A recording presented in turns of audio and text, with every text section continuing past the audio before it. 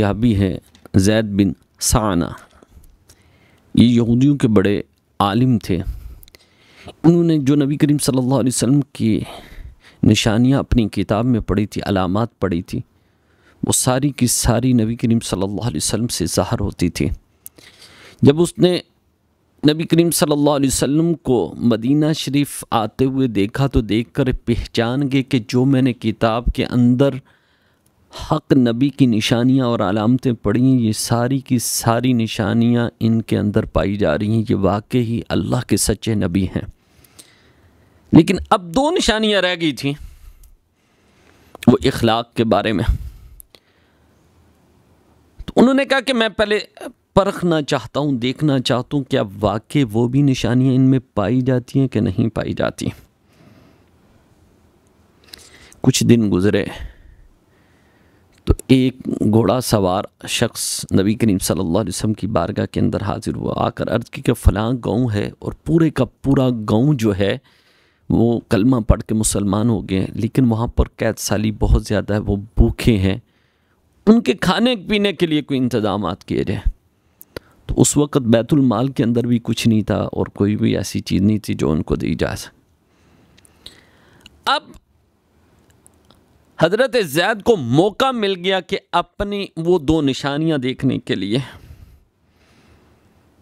कि मैं देखूं तो सही कि वाकई वो निशानियाँ अल्लाह के नबी में पाई जाती भी हैं कि नहीं। अभी ईमान नहीं लाए थे। तो हाज़िर हुए, आकर कहने लगे कि ठीक है, मैं आपको खजूरें दे देता हूँ और इतने अरसे के लिए देता हूँ, इतने अरसे के बाद आप मुझे वापस पैसे दे दीजिएगा या खजूरें वापस कर दीजिएगा। या ठीक है, उनसे खजूरें लेकर आपने उस साइल को दे दी। यहूदियों के आलिम थे, अभी ईमान नहीं लाए थे, ज़ैद इब्न साना। अब उन्होंने वो अलामतें क्या देखनी थी? देखनी ये थी कि अल्लाह के नबी के पास जब कर जाहलियत वाले अल्फाज इस्तेमाल किए जाएं और उनको सताया जाए, क्या उनके अंदर वो बुर्दबारी है, बर्दाश्त है।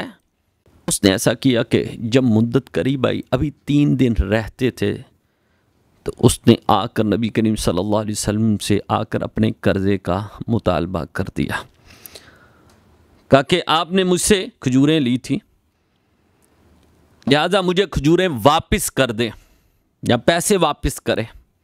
नबी करीम सल्लल्लाहु अलैहि वसल्लम के गले मुबारक के अंदर एक चादर थी, उसने चादर को खींच दिया और बड़े गुस्से से नबी करीम सल्लल्लाहु अलैहि वसल्लम की जानिब देखने लगा और बड़े जहलाना अल्फाज नबी करीम सल्लल्लाहु अलैहि वसल्लम की शान में बोलने लगा। तो नबी करीम सल्लल्लाहु अलैहि वसल्लम खामोश हैं और उमर फ़ारूक रज़ियल्लाहु अन्हु नबी करीम सल्लल्लाहु अलैहि वसल्लम के साथ हैं। आपने फरमाया, दुश्मन खुदा शर्म कर, किसके लिए ये अल्फाज बोल रहा है?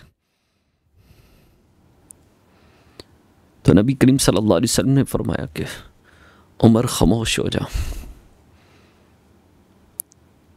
उमर, मुझे इस चीज़ की खुशी होती कि अगर तुम ये कहते कि इस जगह पे इसको डांटने के बजाय तुम इसके कर्ज़ के लिए बंदोबस्त करते, मुझे ज़्यादा खुशी होती। और जाओ, जाकर इसका जितना कर्ज़ है उतने पैसे इसको दे दो और 20 किलो खजूरें ज़्यादा देना, इसलिए कि तुम इससे तल्ख बोले हो, उसकी बिना पर इसे 20 किलो खजूरें ज़्यादा देना। उसने कहा कि वाकई मैंने जो निशानियाँ पढ़ी थी वो सारी पाई जा रही हैं। इखलाक के अंदर इतनी बुर्दबारी कि मैंने इंतहा कर दी, गुस्ताखी की उन्होंने सब्र की इंतहा कर दी, उन्होंने बुर्दबारी की इंतहा कर दी है। जितना मैं गुस्ताखी में आगे बढ़ता चला जा रहा था, उतनी उनकी बुर्दबारी, उनका हौसला उतना ही बुलंद था, उनकी बुर्दबारी उतनी ही बुलंद थी। वो बुर्दबार, इंतहा के बुर्दबार देखी, ऐसे बुर्दबार मैंने कोई नहीं देखे। और ये वाकई बुर्दबारी अल्लाह के सच्चे नबी के अंदर हो सकती है और किसी के। वो यहूदियों के जो सरदार थे वो कलमा पढ़ के मुसलमान हो गए।